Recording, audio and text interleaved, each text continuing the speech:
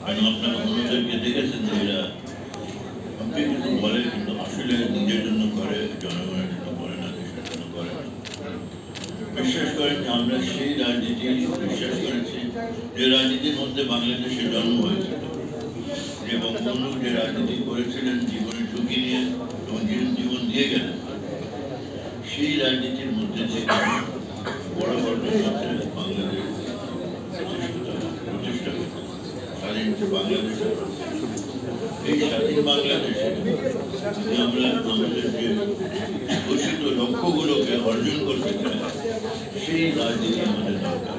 আপনারা যেটা আপনারা আসবেন, এলাকার যারা প্রতিষ্ঠিত নেত্রীরা আছেন তারা আসবেন, তারা এটাকে নিয়ে জনগণকে বোঝাবেন যে কোনো কিছু করে দিতে পারে না, সবাইকে মিলে করতে হবে। জনগণকে সেই নিজের সংগঠনকে শক্তিশালী করতে হয়, জনগণের ঘরে ঘরে যেতে হয়, জনগণকে বোঝাতে হবে যে তোমাদেরকে পেতে হলে তোমাদেরকে অংশগ্রহণ করতে হবে, সুস্থ রাজনীতিতে অংশগ্রহণ। সুস্থ রাজনীতি মানে কি? জনগণকে বোঝাতে হবে যে তোমরা পাহারাদার, তোমরা এই দেশের যে সম্পদ এটাকে তোমরা পাহারা, তাদেরকে বিরুদ্ধে তোমরা রুখে দাঁড়াবে, তাদেরকে বিতাড়িত করবে। দেশের সম্পদকে যদি আমরা রক্ষা করি, যে কোটি কোটি টাকা পাচার হয়, এটার মানে কি?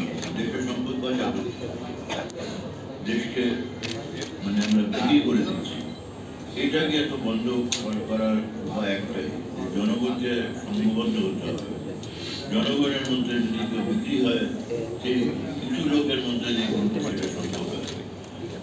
সংখ্যাগরিষ্ঠ লোক যদি আমরা সংঘবদ্ধ হই, যেটা আমরা এখানকার উপস্থিতি দেখে, সেটা আমি খুব আশাবাদী যে না আপনারা এখন এটা ধরে রাখবেন।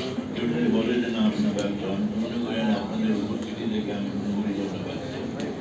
আপনারা আসছেন, এই রুমটা খালি থাকবে, আর শুধু এখানে যারা এসছে